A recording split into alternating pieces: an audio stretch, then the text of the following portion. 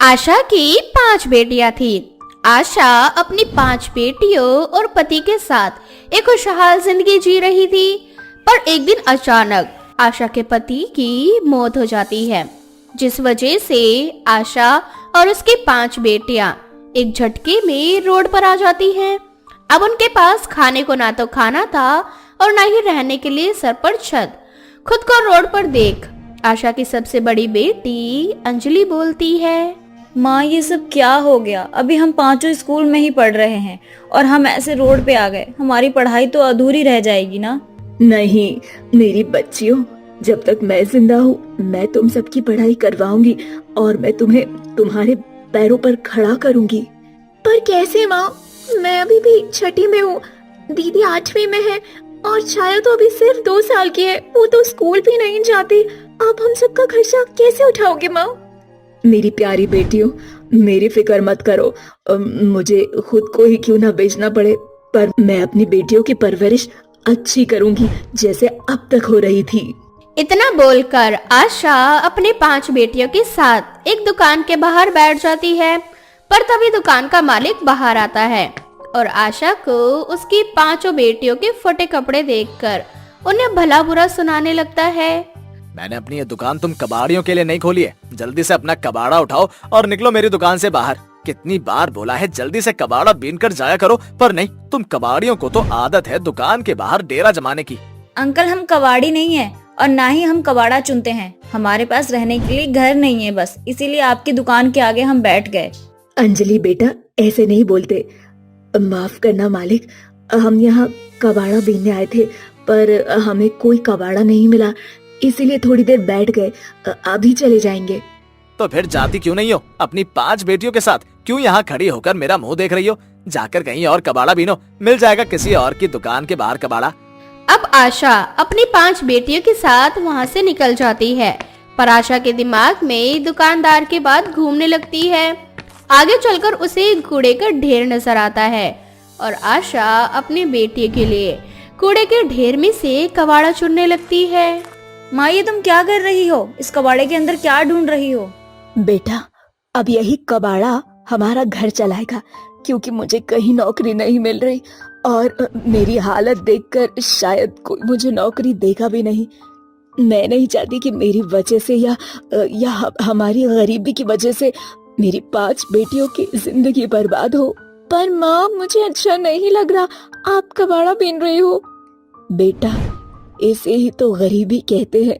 गरीबी इंसान से कुछ भी करवा सकती है। अगर ऐसी बात है ना माँ, तो हम पांचों आपके साथ कबाड़ा बीनने में आपकी मदद करेंगे। आप अकेले कोई काम नहीं करोगी, आपकी बेटियां आपके साथ हैं। अब आशा की बेटियां भी कबाड़ा बीनने में उसका साथ देती है। कबाड़ा बीन कर जो पैसे मिलते आशा उनसे अपने बच्चों के लिए खाना खरीद के लाती और इसी तरह से आशा अपनी 5 बेटियों के साथ फुटपाथ पर रहने लगती। समय यूं ही बीतता जाता है और कबाड़ा बीनते बीनते आशा एक छोटा सा घर खरीद लेती है। माँ भले ही ये घर हमारे पहले वाले घर से छोटा है, पर मुझे बहुत अच्छा लग रहा है। आज हम रोड से अपने घर वापस आ गए। हाँ मेरी बच्चियों, देखना बहुत जल्द हमारी गरीबी खत्म हो जाएगी और हमारे भी अच्छे दिन शुरू हो जाएंगे। ये तो बस शुरुआत है। माँ अब तो मैं भी बड़ी हो गई हूँ। अब से मैं भी तुम्हारे साथ कबाड़ा बीनने जाऊंगी और अंजलि दीदी अब से तुम घर में रहना। अब आप बड़ी हो गई हो, मुझे अच्छा नहीं लगता जब आप स्कूल से आकर सीधे कबाड़ा बीनने चली जाती हो। अंजलि बेटा, निशा बिल्कुल सही कह रही है। अब तू जवान हो चुकी है, इसीलिए तू घर में अपनी दोनों छोटी बहनों का ख्याल रख।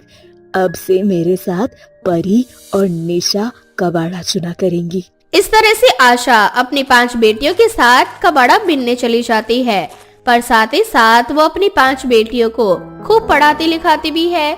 समय यूं ही बीतता जाता है और आशा की 5 बेटियां जवान हो जाती है। देखते ही देखते मेरी 5 बेटियां बड़ी हो गई। अब तक अंजलि और परी की तो शादी हो जानी चाहिए थी, पर इस गरीबी की वजह से मैं तुम दोनों की शादी नहीं कर पाई।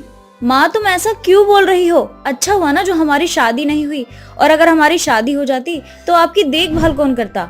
और माँ अब तो मैं और परी हम दोनों नौकरी करने लगे हैं, बहुत जल्द आपकी 5 बेटियां नौकरी करने लगेंगी। अंजलि बेटा, तुम 5 मेरी बेटियां नहीं बल्कि बेटे हो। तुम 5 की शादी करनी बहुत जरूरी है। मैंने एक रिश्ता देखा है तुम 5 के लिए।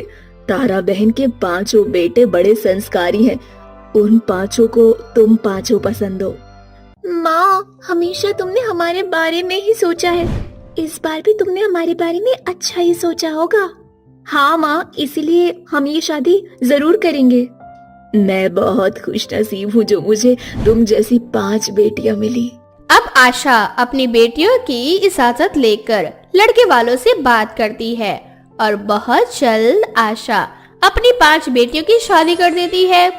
पर विदाई के समय तारा आशा से दहेज की मांग रखती है। आशा बहन, मैं जानती हूँ कि तुम गरीब हो और बड़ी ही मुश्किलों से तुमने अपनी बेटियों की परवरिश की है और ये शादी भी की है, पर जो बात हुई थी तुम्हें उस पर टिके रहना चाहिए था। तारा बहन, हम अकेले में बात कर लेते हैं और मुझे अपना वादा याद है। देखो बहन, बात तो सबके सामने ही होगी और विदाई भी तभी होगी जब मेरी मांग पूरी होगी। तुमने कहा था कि तुम अपनी हर एक बेटी के ऊपर 1 लाख रुपए दहेज दोगी। मैंने स्वीकार किया और उस हिसाब से 5 लाख रुपए तुम्हें मुझे देने थे, लेकिन तुमने अभी तक 3 लाख रुपए ही दिए हैं। 2 लाख कब दोगी? बहन, अभी विदाई होने दो। मैं बहुत जल्द ये रकम भी पूरी दे दूंगी। ये विदाई तो तभी होगी जब दहेज की रकम मिलेगी। चलो बेटा यहाँ से। इतना बोलकर तारा वहाँ से आने लगती है, पर तारा के 5 बेटे अपनी माँ की बात नहीं मानते और अपनी बीवियों के साथ जाकर खड़े हो जाते हैं। ये देखकर तारा को बहुत हैरानी होती है। अरे मेरे बेटो, तुम ये क्या कर रहे हो? पता नहीं माँ हम क्या कर रहे हैं। हमें बस इतना पता है हम जो भी कर रहे हैं सही कर रहे हैं। माँ, ये 5 हमारी बीवियां और आपके घर की बहू हैं। हम इनके बिना कैसे जा सकते हैं? ऐसे में तो हमारी ही बेइज्जती होगी और वैसे भी आपको आपके घर के लिए बहू चाहिए थी ना, कि दहेज की रकम। और माँ, एक माँ ने अपनी 5 बेटियों का कन्यादान किया और कन्यादान से बढ़कर कौन सा दान होता है? माँ प्लीज ऐसा मत करिए। आप भी एक माँ है, हमारी एक बहन है। अगर कल को उसके साथ ऐसा होगा तो आप क्या करेंगी?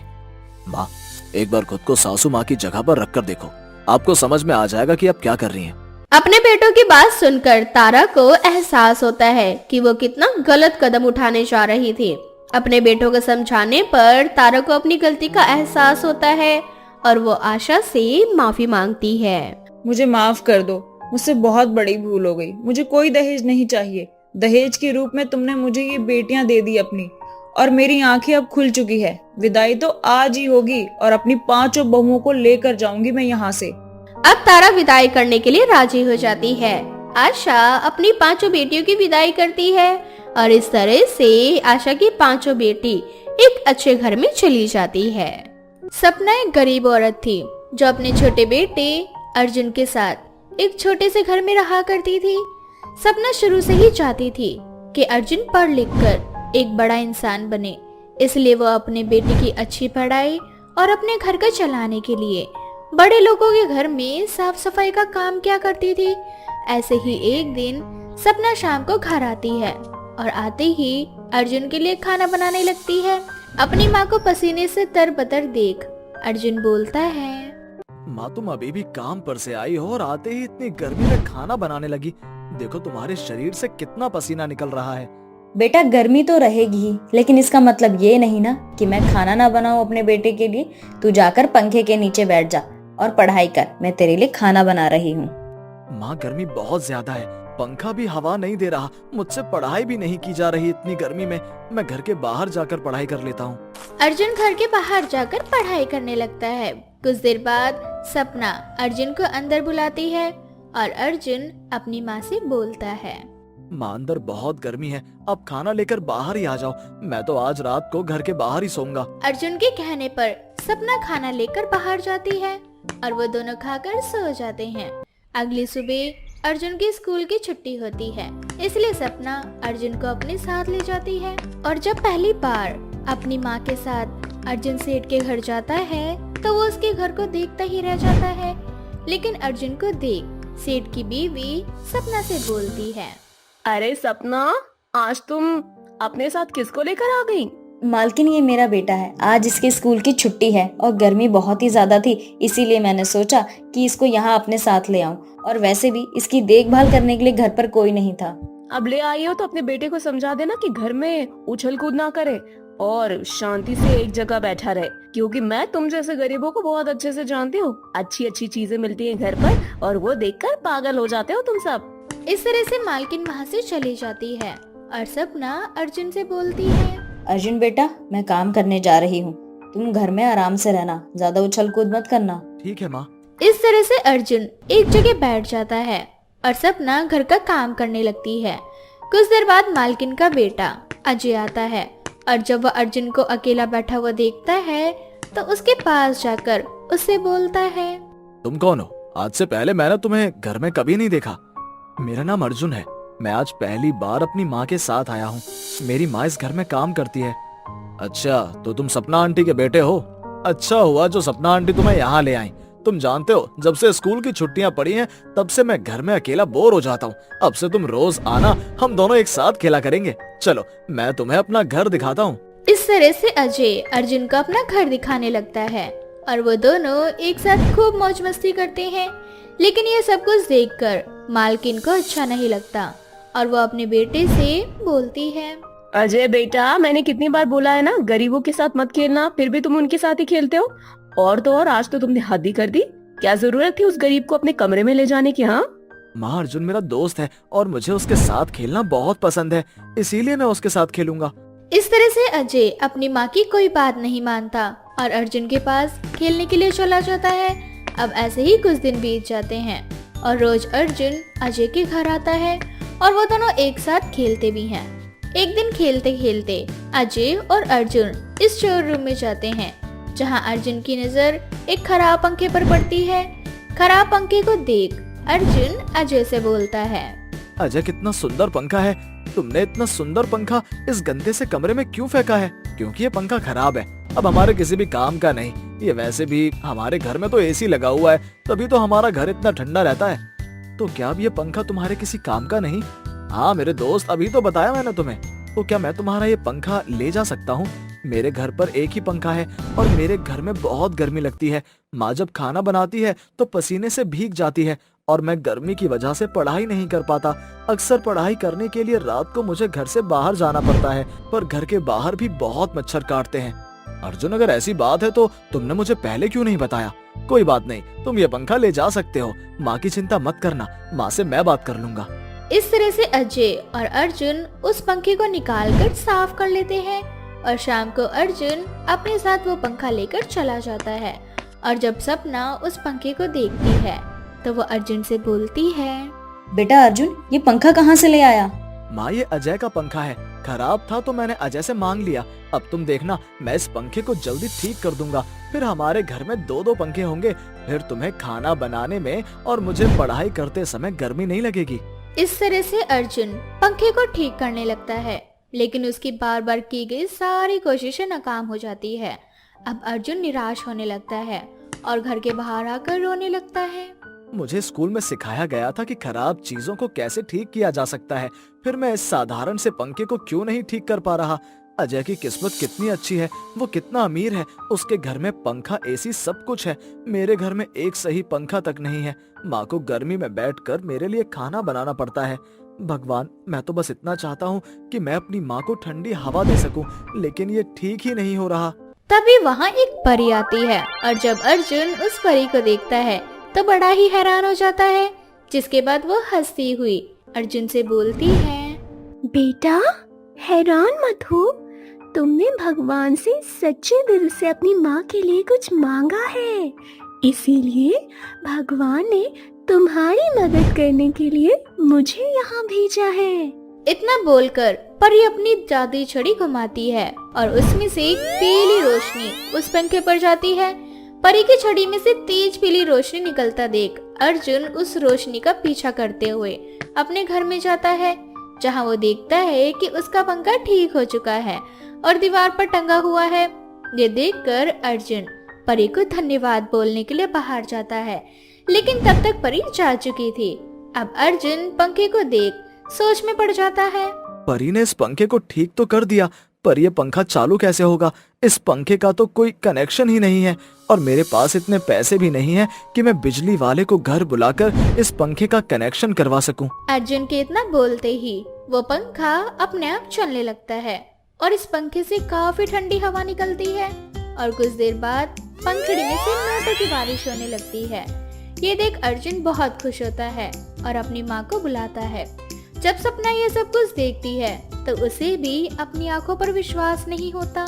अर्जुन, ये चमत्कार कैसे हुआ? और ये पंखा खराब था ना? फिर ये नोटों की बारिश कैसे हो रही है? अर्जुन अपनी माँ को सारी बात बताता है। अब सपना समझ जाती है कि ये पंखा कोई साधारण नहीं बल्कि जादुई पंखा है। बस फिर क्या था, अब सपना और अर्जुन जादुई पंखे की मदद से अमीर हो जाते हैं। पर अमीर होने के बाद भी सपना घमंड नहीं करती और वो अब लोगों के घर सफाई का काम करना छोड़ देती है और अपना खुद का व्यापार शुरू कर देती है। हीरा एक गरीब व्यक्ति था जो अपनी बीवी के साथ रहा करता था।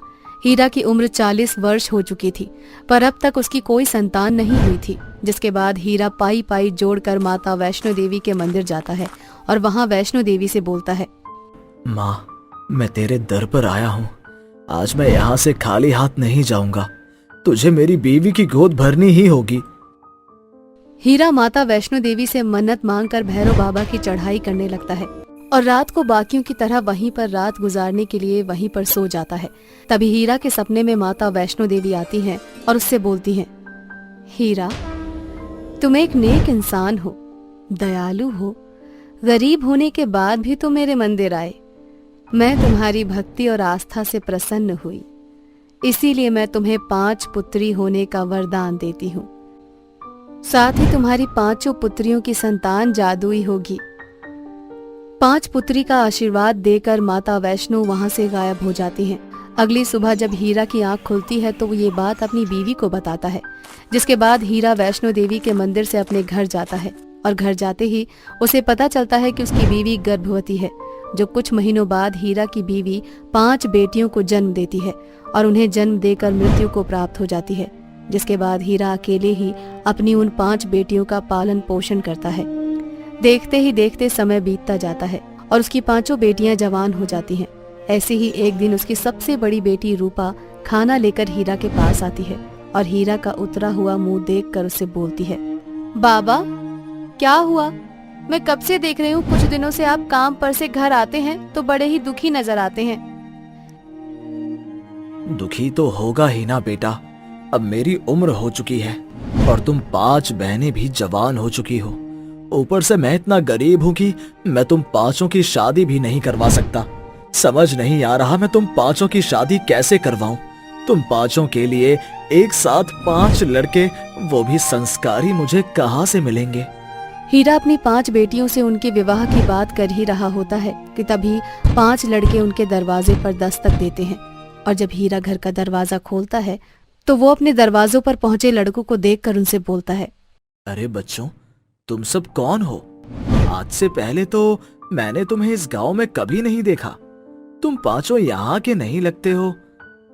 हाँ बाबा, आपने बिल्कुल सही पहचाना, हम इस गांव के नहीं हैं। हम तो बस किसी काम से गांव से गुजर रहे थे, पर बीच रास्ते में ही हमारी गाड़ी खराब हो गई और मेरे छोटे भाई को धूप से एलर्जी है, जिस वजह से उसकी तबीयत खराब हो गई। ना चाहते हुए भी अब हमारे पास कोई चारा नहीं था। हमें पास में आपकी झोपड़ी नजर आई तो हम आपसे मदद मांगने के लिए यहाँ पर आ गए। बाबा, हम लक्ष्मी चौधरी के 5 पुत्र हैं जिन्हें हर गांव का बच्चा बच्चा जानता है, इसलिए आप हमारी मदद कर दीजिए। यदि आप हमारी मदद करेंगे तो हम भी कल को आपकी मदद करने से पीछे नहीं हटेंगे। बच्चों, अगर तुम अपनी पहचान नहीं भी करवाते तो भी मैं तुम 5 की मदद करता। मेरा तो काम ही है अपने जैसे असहाय लोगों की मदद करना। चलो अब जल्दी से तुम अपने छोटे भाई को झोपड़ी के अंदर ले जाओ। बाहर धूप सच में बहुत तेज है, मैं उसका अभी इलाज कर दूंगा। हीरा के बोलने पर वो 5 भाई झोपड़ी के अंदर आते हैं, जहां हीरा सबसे छोटे लड़के तरुण का इलाज करता है। तरुण की हालत अब पहले से काफी बेहतर थी, परंतु वो अब तक पूरी तरह से ठीक नहीं था। उसको ठीक होने में लगभग 10 दिन लग चुके थे, पर इन्हीं 10 दिनों में हीरा की 5 बेटियां उन 5 लड़कों का बहुत अच्छे से ख्याल रखती हैं। जिस वजह से वो पांचों लड़के हीरा की पांचों बेटियों से प्यार करने लगते हैं और जाते हुए हीरा से बोलते हैं, बाबा, हम पांचों भाई यहाँ अकेले आए थे, पर हम पांचों यहाँ से अकेले नहीं जाएंगे, क्योंकि हम पांचों भाई को आपकी पांचों बेटियां बहुत पसंद हैं। अगर आप अपनी 5 बेटियों का हाथ हमारे हाथ में दे दें तो हमें बहुत खुशी होगी। अरे बच्चों, तुमने तो मेरी सारी चिंता ही खत्म कर दी। अब तो मैं अपनी इन 5 बेटी की शादी तुम 5 भाइयों के साथ करवाकर आराम से मर सकूंगा।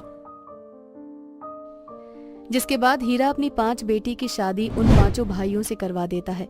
अब हीरा की 5 बेटियां अपने पति के साथ ससुराल चली जाती हैं। बेटियों के जाने के कुछ ही दिनों बाद हीरा की भी मृत्यु हो जाती है।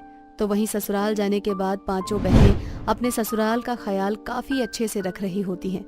ऐसे ही अब उनकी शादी को 3 साल हो जाते हैं, पर उन 5 बहनों में से किसी को भी औलाद नहीं होती, जिस वजह से लक्ष्मी का सब्र का बांध टूट जाता है और वो एक दिन अपनी 5 बहुओं को बुलाकर उनसे कहती है, मेरे 5 बेटों ने तुम 5 गरीब बहनों को उस झोपड़ी से निकालकर इस महल की रानी बनाया। मैंने कुछ नहीं कहा और तुम 5 की खुशी में खुश हो गई, लेकिन तुम 5 को शादी के 3 साल हो चुके हैं, पर अब तक तुम 5 बहनों में से किसी को संतान नहीं हुई। मैं ऐसी बहू को अपने घर में और नहीं रख सकती।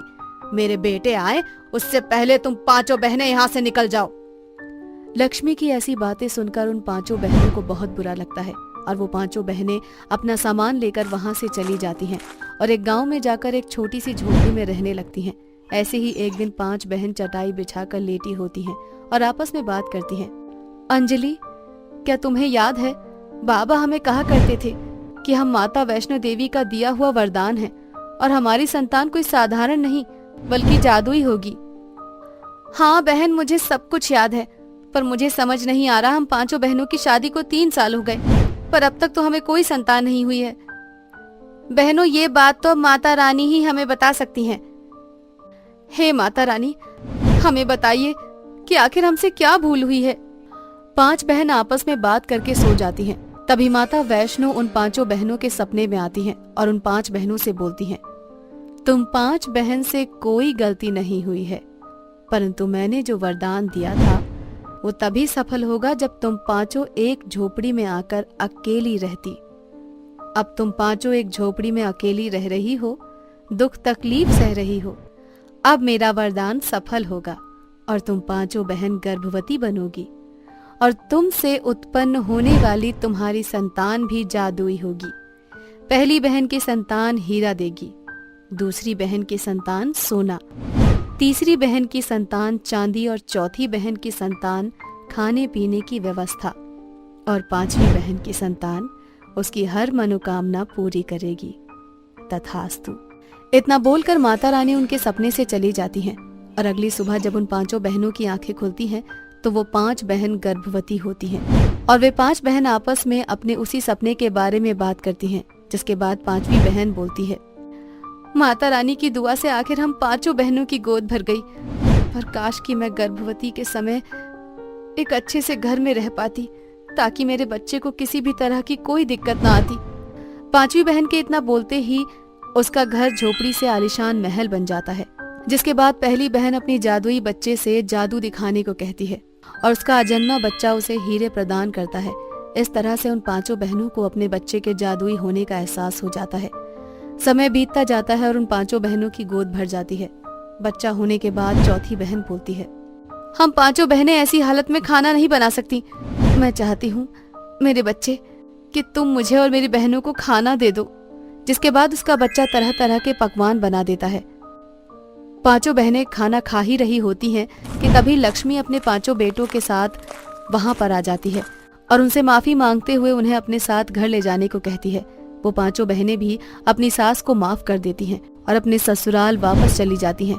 जिसके बाद वो सब लोग एक साथ खुशी खुशी रहने लगते हैं और वे 5 बहनें अपनी जादुई बच्चों की मदद से गरीब असहाय लोगों की इसी तरह से मदद करने लगती हैं।